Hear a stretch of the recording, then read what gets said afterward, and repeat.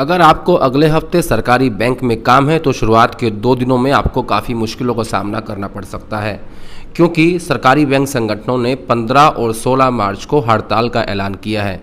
इसकी बड़ी वजह है कि हाल ही में जब बजट पेश किया गया था तो वित्त मंत्री निर्मला सीतारमण ने ये कहा था कि वो 2 सरकारी बैंकों का निजीकरण करने जा रहे हैं, यानी 2 सरकारी बैंक बेच दिए जाएंगे और इसके साथ ही एक इंश्योरेंस कंपनी भी।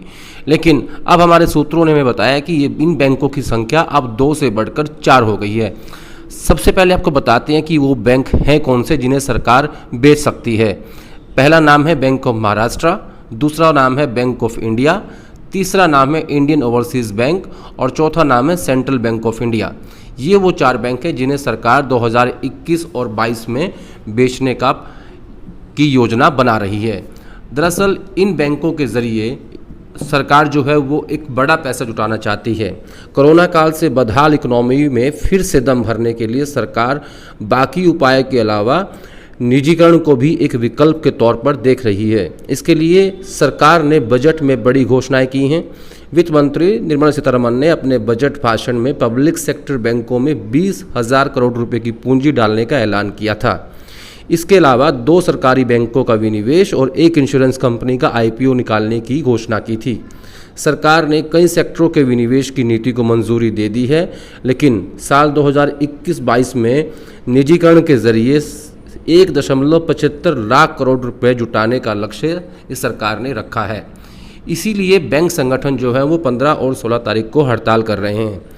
जितने भी बैंक संगठन हैं उन्होंने ये ऐलान किया कि मार्च 15 और 16 को वो हड़ताल पे रहेंगे, क्योंकि सरकार और बैंक संगठनों की बातचीत में कोई पॉजिटिव साइन इनको नहीं मिला है। इसलिए बैंकों के निजीकरण के विरोध में ये संगठन, ये बैंक जो है वो 15 और 16 मार्च को बंद रहने वाले हैं। आपको एक बार फिर बताते हैं कि कौन से वो बैंक हैं जिन्हें सरकार इस साल 2021 और 22 के बजट में बेचने का ऐलान किया है। हालांकि सरकार ने ये कहा था कि वो 2 ही बैंक बेचेंगे, लेकिन अभी वो संख्या बढ़कर 4 हो गई है। Bank of Maharashtra, bank of India, Indian overseas bank और सेंट्रल बैंक ऑफ इंडिया। इसके साथ ही एक इंश्योरेंस कंपनी को और निजी हाथों में दिया जाएगा, जिससे सरकार अपनी आय बढ़ाना चाहती है। यानी सरकार के पास आमदनी का कोई साधन दूसरा नहीं है, इसलिए सरकारी संपत्तियों को बेचकर पैसा जुटाने की कोशिश यह सरकार कर रही है।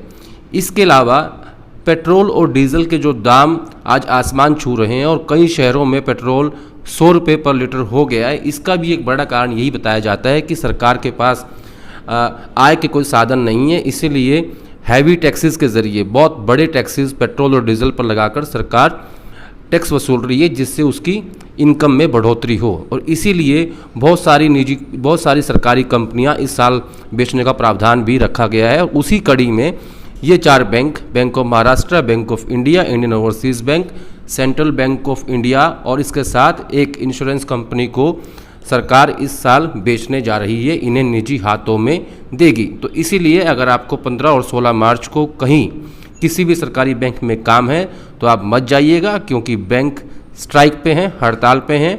उनकी मांग है कि सरकारी बैंक ना बेचे जाएं, जिससे बहुत सारे एम्प्लॉयज़ की नौकरी जाएगी।